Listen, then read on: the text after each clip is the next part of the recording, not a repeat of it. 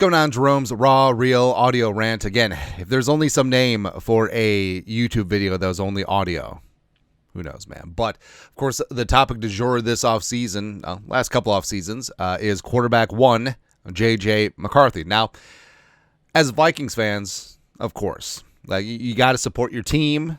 You got to hype up your guy, no matter who's under center.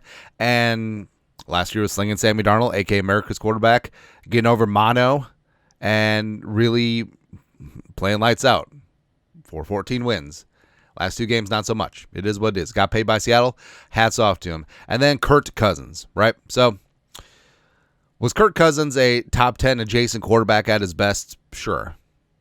But it's almost like Stockholm Syndrome, right? And I felt like we leaned Homer. Of course, that's what we do. But I feel like we were able to call a spade for the most part with Kirk Cousins. When he was good, we praised him for being good. When he was bad, yeah. And even going back further, Teddy Bridgewater. Hey, Teddy was my guy, man. Year 3, ready to make that leap. He added some strength. He added some size. Was going to be good to go. Training camp, that ball had more zip on outside the numbers and deep balls than before. Teddy was ready to go. But then his leg socially distanced from his body, and it was an issue, right? But I still firmly believe 2016, if Teddy stayed fully healthy, the Vikings could do a little something, right? And then even before that, Christian Ponder, right? Wasn't on board with the pick. The Vikings clearly panicked in that 2011 draft. Cam Newton at 1, and then Jake Locker and Blaine Gabbert flew off the board, and they're like, we got to do something. Christian Ponder. Ponder probably should have been a day 2 pick, but the run on quarterbacks and he was Senior Bowl MVP. Yeah, just led you down a bad path, right? And even going back to Dante Culpepper, Tommy Kramer, and all that stuff, you got to support your guy no matter what. Love the one you're with. So even in 2011, I was just like, Donovan McNabb is a Hall of Famer, right? Or the Bert Favre years, or the Kirk Cousins years, or the whatever years, right? You convince yourself, and sometimes you have to do mental gymnastics that your quarterback is going to be the guy. And then it comes to JJ McCarthy.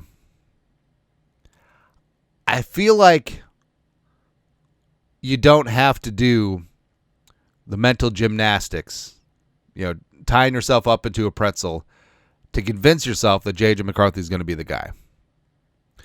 And I know it's really easy to overhype a player before he's even played an NFL snap. Look at Caleb Williams last year. My God. But honestly, I feel like JJ McCarthy is set up for success. He's got the right mentality, right attitude, and he's got all of the skills that you want in a quarterback.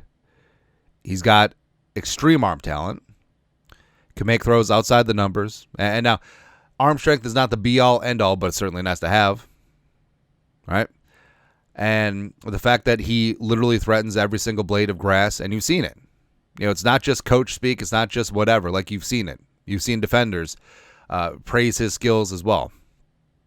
He's got accuracy over the middle. That's what you need in the Kevin O'Connell offense. He's got fantabulous coach. Honestly, it's hard to name a better situation for a starting quarterback. If you combine everything with the weapons, the O-line, the coaching, the whatever, right? And having Kevin O'Connell, the fact that Kevin O'Connell is not just an OC who's going to get a head coaching job. He is the head coach. He is going to be linked up with JJ McCarthy a long time. And also you got Josh McCown, who, for my money, is one of the best quarterback coaches in the National Football League. Yeah, he's short on experience, but he's long on experience. I mean, he's basically been a quarterback's coach the back half of his career in everything but title, right? He's going to be a future head coach as well, and it's great that the Vikings have that. Plus, Wes Phillips, I feel like, is extremely underrated. So JJ McCarthy has all that. He's going to be linked up with Kevin O'Connell as long as they can roll until the wheels frickin' fall off. It's going to be great. And also, Jefferson, Addison, Naylor, Hawkinson, Oliver, and then this offensive line. So everything is there, right? And plus, I feel like he does have that alpha mentality. He is a natural leader. Like, this isn't forced. And all of the hype, all of the hope, not just hype, like hope is important. And the English have a saying, popularized by the show Ted Lasso, it's the hope that kills you. I forget which team that's like literally the motto for. It might be Tottenham, or basically the Premier League Vikings, but I digress. But there is legit hope. And it's something we've remarked on that the Vikings fans are uncomfortable with, because it's always like, oh, what if he busts? What if he busts? What if he doesn't? What if JJ McCarthy brings 10, 12, 15 plus years of peace and tranquility to the quarterback position for the Vikings? And what if year in, year out, consistently in Super Bowl contention? What if JJ McCarthy ends up being what Josh Allen is now? An MVP candidate, mobility, big-time arm, good leadership. And we just go from there. Just give yourself a chance to think, what if? And allow yourself to hope just a little bit. Again, I know it's not common, and the Vikings and Minnesota sports in general, they've been tough. And it's really easy to lose hope, but keep hope alive. That's what it is, right? And also, this hype isn't just blowing up smoke. Like, this isn't, they're not saying, oh, JJ McCarthy is a hard worker when he's not. I mean, JJ McCarthy, most 22-year-olds are out jacking around, playing video games, driving 101 miles an hour, maybe even faster, putting themselves in dubious situations at bad times of the evening / morning. He's not doing any of that. And also the fact that this whole leadership thing, like, it's not a shtick. Like, he wasn't some party frat boy at Michigan. He wasn't the same thing in high school. Like, all of these levels, he's been consistent. And we're not making him into something that he's not. And we laid this up before. JJ McCarthy has everything going for him. He's got the right mentality. He works his ass off. Great coaching. Great weapons. Great offensive line now. And also a elite defense across from him. So everything is coming up Millhouse. And he has all the talent in the world that you would want. So if it doesn't work out, it means that he was not good enough. And I can live with that. You know? Because there's so many other things why quarterbacks fail. Oh, their coaching was bad. Oh, the situation was bad. Oh, their offensive line is bad. Oh, they didn't, they didn't work hard enough. They were too immature. The money changed them. Blah blah blah. They got hurt. All that stuff. If JJ McCarthy doesn't work out, it's just it's because he wasn't good enough. And at the end of the day, shoulda, coulda, woulda. You can live with that. You can. But I don't think that's going to be the case. I don't think that's going to be the case.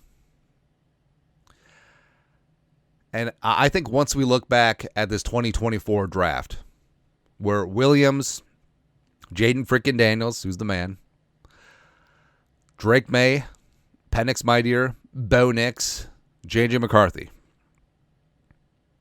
I think they're going to look back at this first round, 6 quarterbacks in the top 12 picks. Never happened before in history. And I think reflecting 10, 12, 15, 20 years from now, JJ McCarthy will be the best of the bunch. And I know it's crazy considering the huge head start that Jaden Daniels has. But that's where I think that we're at. I think, honestly, given the situation, given his mentality, given the talent, given the coaching, given the expectations, by the way, that JJ will come out on top. Because expectations early on, there's zero goose egg D'Angelo Russell pressure for him to be like, oh, well, if he doesn't win 14 games, that means he's a failure and he's not as good as Sam Darnold. There's none of that, which I think is really refreshing, right? Because that's one of the things that you have to deal with when you have success, where it's like, oh, you're you're your own worst enemy. We're just like, oh, we won 14 games. Well, next year we better win 15 games, and we better win a playoff game, blah, blah, blah. There is zero pressure like that. Honestly, playoffs is playoffs, right? And Kevin O'Connell definitely needs to start winning some playoff games if he wants to take that next step. But say the Vikings go 11-6, 12-5, win the division. That would still be seen as a better season than 14-3. It just would. Just would, especially if and when they do some damage in the playoffs, as opposed to damaging themselves, which is great as well. But again, just give yourself a second and allow yourself to hope and allow yourself to think that you actually deserve nice things. Because guess what? Whatever you think about and want in life, you're probably going to get. So if you want bad vibes, bad times, bad quarterbacks, bad coaching turnover, all that stuff, you're probably going to get it. But if you allow yourself to be like, oh, we have a Super Bowl caliber quarterback. We have a Super Bowl caliber head coach. We have the greatest wide receiver of his generation. We have on paper, on purpose, a top 5 offensive line. They're not 4 and they're not 5. Everything is coming together, and the Vikings should contend for a Super Bowl. And this is not like some random season. This is not like the 2019 Vikings. This is not like the 2020 Vikings. This is not like whatever. We're just like, it should be lowered expectations. But no. There are windows when it comes to going for a Super Bowl. The Lions have just closed, by the way. The Vikings is just opening. 3 years. 3 years of financial flexibility with JJ McCarthy's contract. They can build an FU roster. They can retain their guys. They can re-sign Byron Murphy Jr. They can re-sign Josh Oliver. They can re-sign Aaron Jones. They can bring in Javon Hargrave. They can bring in Jonathan Allen. They can sign Will Fries and Ryan Kelly, draft Donovan Jackson, who is for real. They have a chance to go for the pin, and they're effing going for it. Damn the torpedoes. 3-year Super Bowl window starts right meow. Allow yourself to believe. And allow yourself to have those raised expectations. Because we were talking about, hey, if Vikings go 11-6 and win the division, like that's a success. That's a success in the eyes of the media. But I think as of right now, anything less than an NFC title game appearance is a failure. I think that's where the bar is. And I know, well, you're talking out of both sides of your mouth. You said lower the expectation with JJ McCarthy. Fully understand that. Fully get it. Where there's no pressure from the media, but there's pressure from within.